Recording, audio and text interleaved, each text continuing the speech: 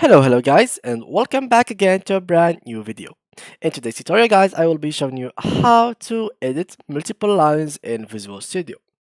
First of all guys, I will need you to do is open your Visual Studio by going to here or just download the studio from Google. So you can go to your browser, open the URL Visual Studio, and then click on this website and download for Windows.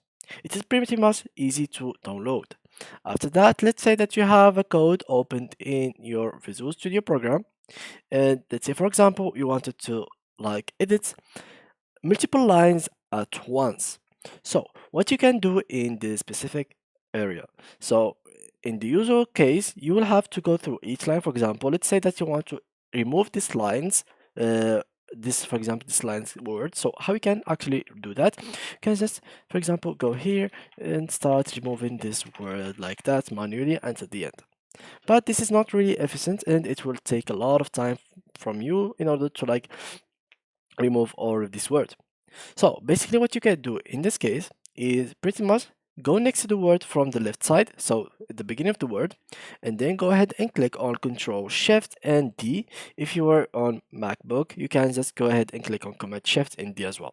So now let's go for example for visual. So I will click on Control Shift D, and let me just, I mean L guys, sorry, I said, so it's Control Shift L, and then you just have to you will select them all, so you can just remove them like that. You can do the same for example for other words. So here we go, let's go here, Control Shift L, remove, Control Shift L, remove, Control Shift L, remove, and you can keep doing it until the end. So you can remove everything in here as you want, and you can even edit numbers, you can edit symbols, you can even instead of removing you can edit instead of removing.